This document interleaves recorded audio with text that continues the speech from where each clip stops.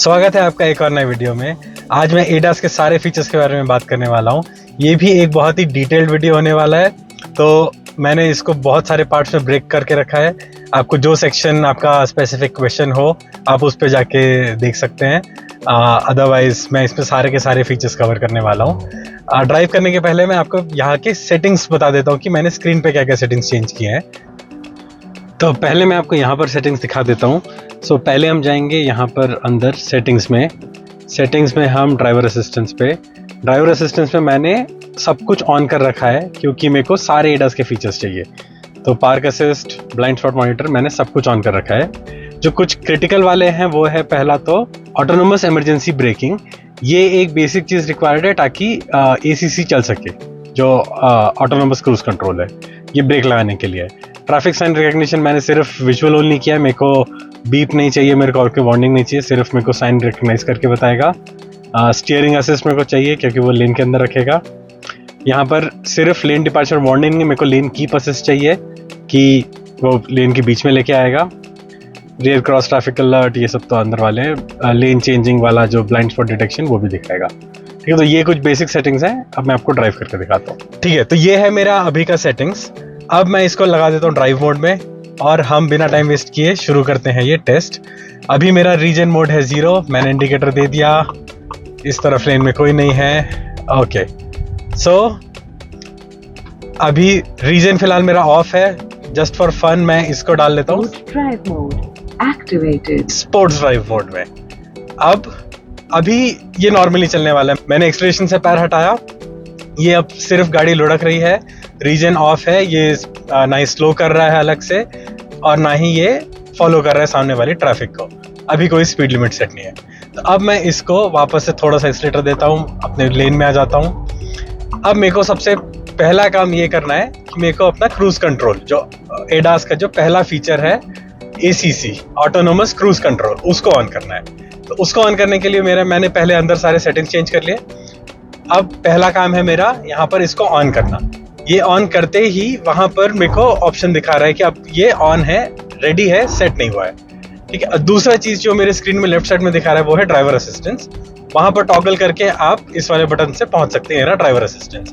कभी ये वाला व्यू दिखता है तो आप इसको ऊपर नीचे करके इस व्यू में ला सकते हैं। तो अभी ये बता रहे हैं लेफ्ट साइड में कि वो 4 लाइन दिखा रहा है कि ये सबसे पहले में रोकेगा और फिलहाल स्पीड लिमिट सेट नहीं है। स्पीड लिमिट सेट करने के लिए मैं सिंपली इसको डाउन दबाऊंगा, नीचे की तरफ दबाऊंगा और ये अब सेट हो गया है। फिलहाल मेरी स्पीड थी 89, जब मैंने ये दबाया तो ये 89 पे सेट हो गया है।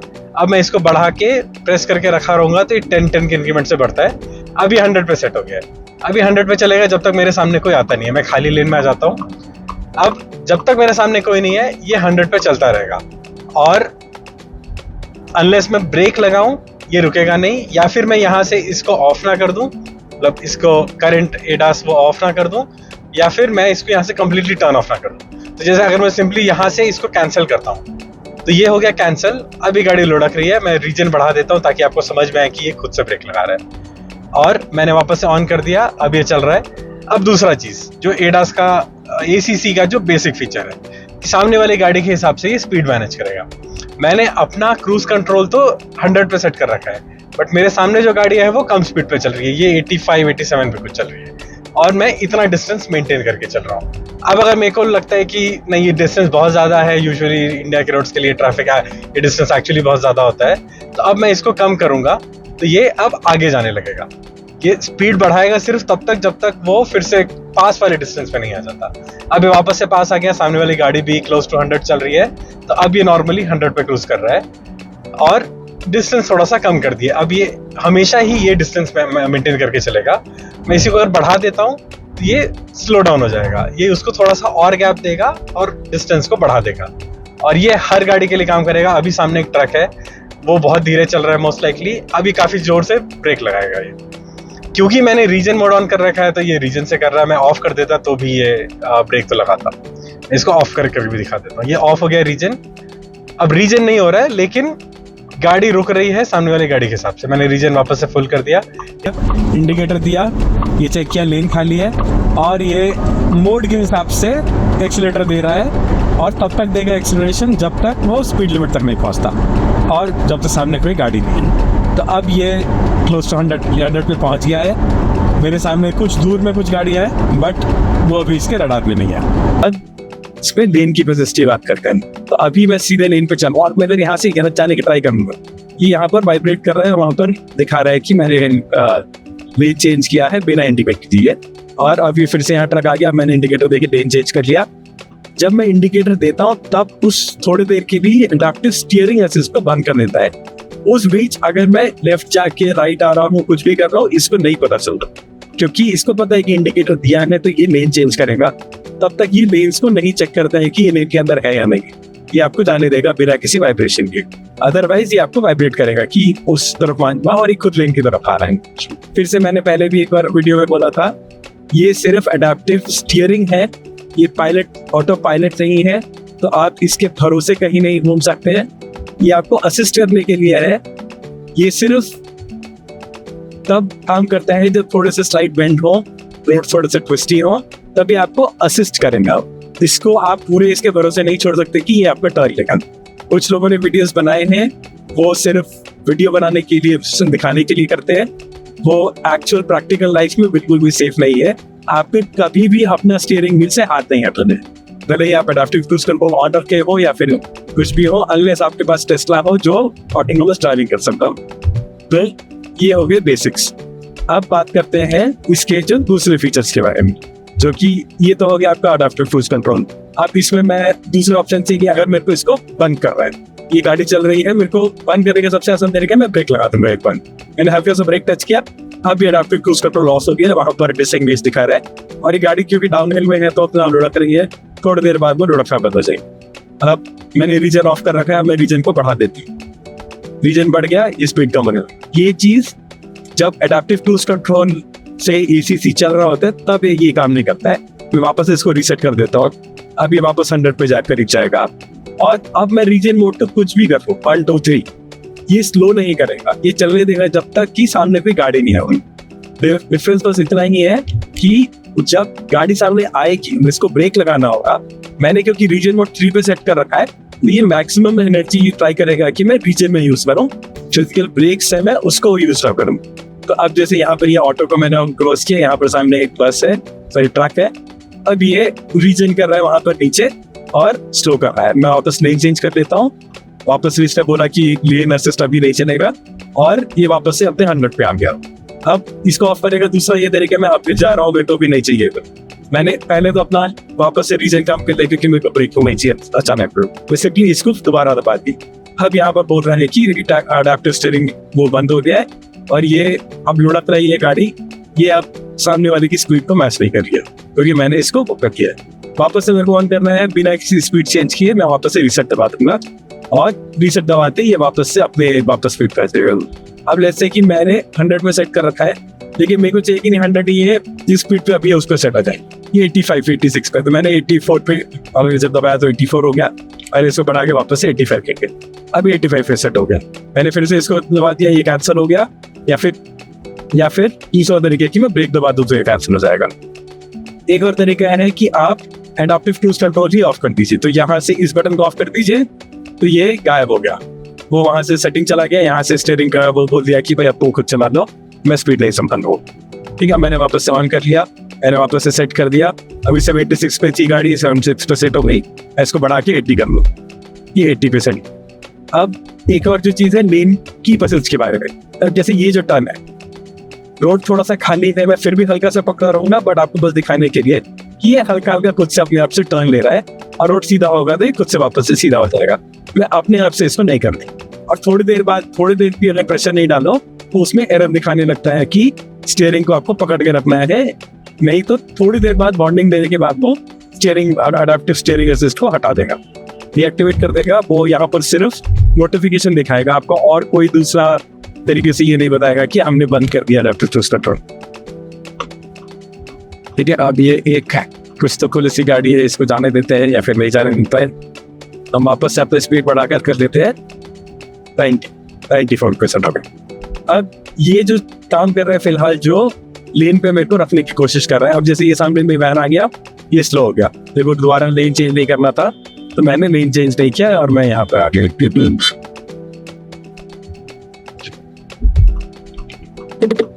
ये अब मैं यहाँ से निकल जाता हूँ, ठीक है। अब वापस से ये सेट था। अच्छा, ये एक और चीज़ है कि जब मैं रोड पे चल रहा हूँ, किसी एक स्पीड पे चल रही है गाड़ी, अगर मेरे को लगता है कि मेरे को जल्दी से कुछ ओवरटेक करके वापस से स्पीड खाना है, मैं सिंपली एक्सीलरेटर दबा दूंगा या आगे बढ़ जाएगी गाड़ी, और वापस से फिर जब अपने हिसाब से स्लो होके उस स्पीड पे आके सेट हो जाएगी।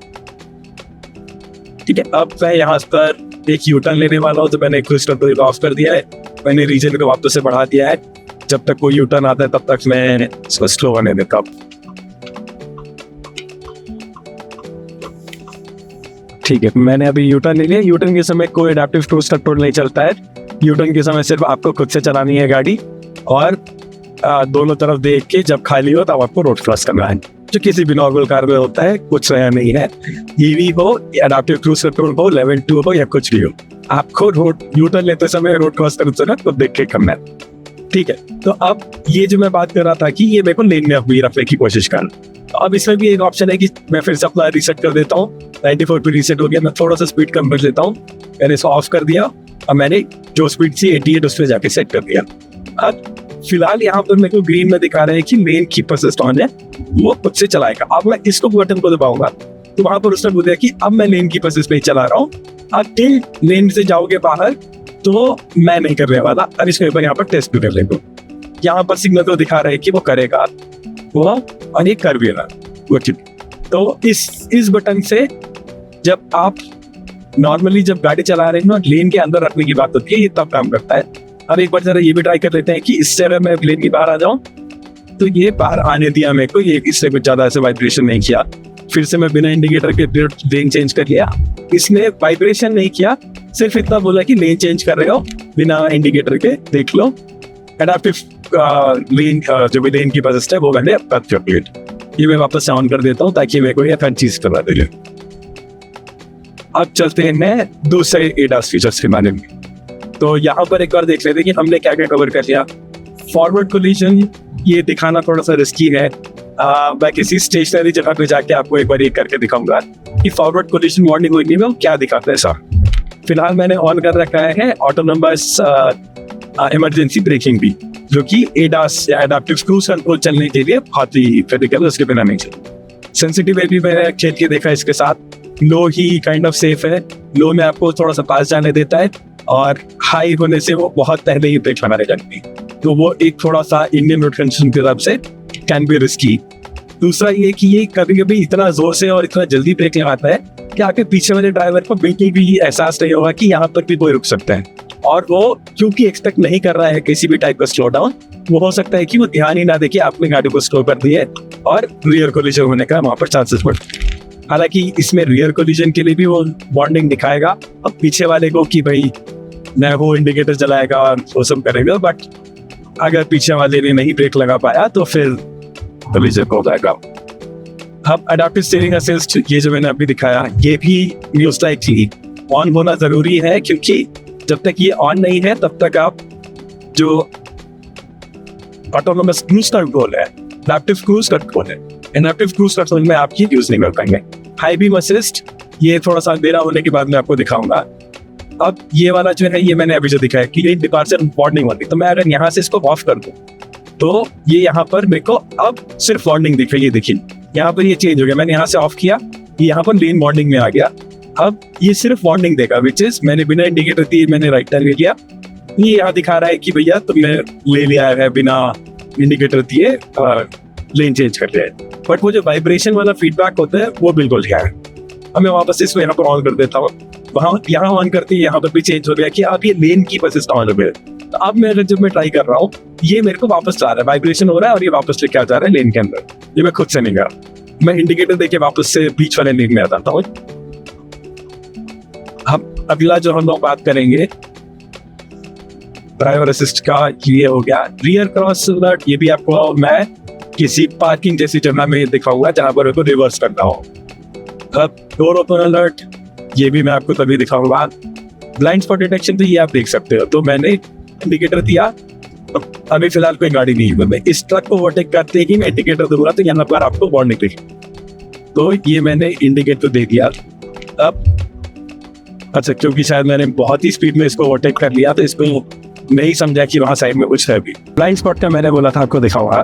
फिलहाल मैंने डिस्प्ले सेट कर रखा है इंफोटेनमेंट सिस्टम, जो कि यहाँ पर चलता है। मैं किधर का भी टिकट बुक और यहाँ पर चले गए।